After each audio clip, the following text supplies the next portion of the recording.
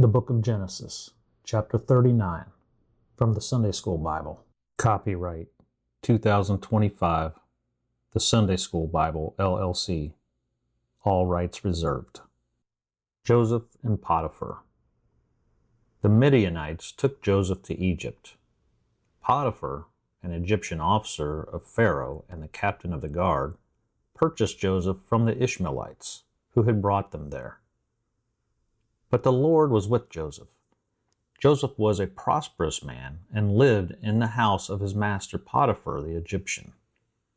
Joseph's master, Potiphar, saw that the Lord was with Joseph, and that the Lord made all that he did prosper in the land. Joseph found grace in the sight of Potiphar and served him. Potiphar made Joseph overseer of his house, and he put all that Potiphar had in Joseph's hands. It came to pass that from when Potiphar had made Joseph overseer of his house, and over all he had, the Lord blessed Potiphar's house for Joseph's sake. The blessing of the Lord was upon all that Potiphar had in the house and in the field. Potiphar left all that he had in Joseph's hands and never worried about anything, except what he would eat. Joseph was a well-built and well-favored man. Joseph goes to prison. And it came to pass, after these things occurred, that Potiphar's wife began to lust after Joseph. Potiphar's wife said to Joseph, "Lie with me."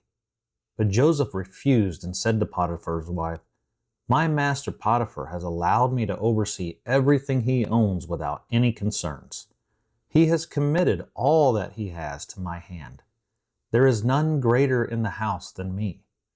Neither has he held back anything from me, but you, because you are his wife. So how can I do such great wickedness and sin against God?"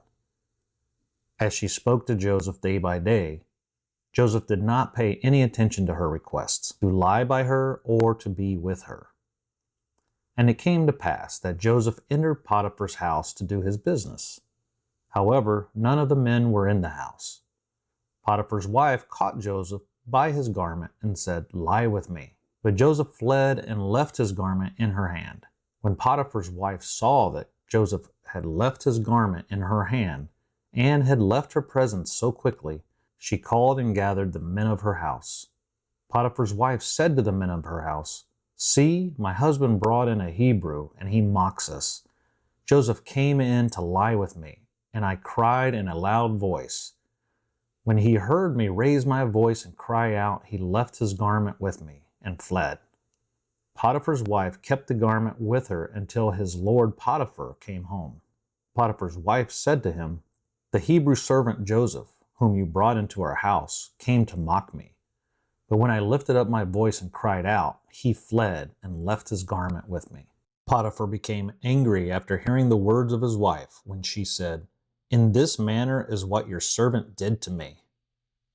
Then Potiphar took Joseph and put him in prison, a place where the king's prisoners were bound. And Joseph was there in the prison.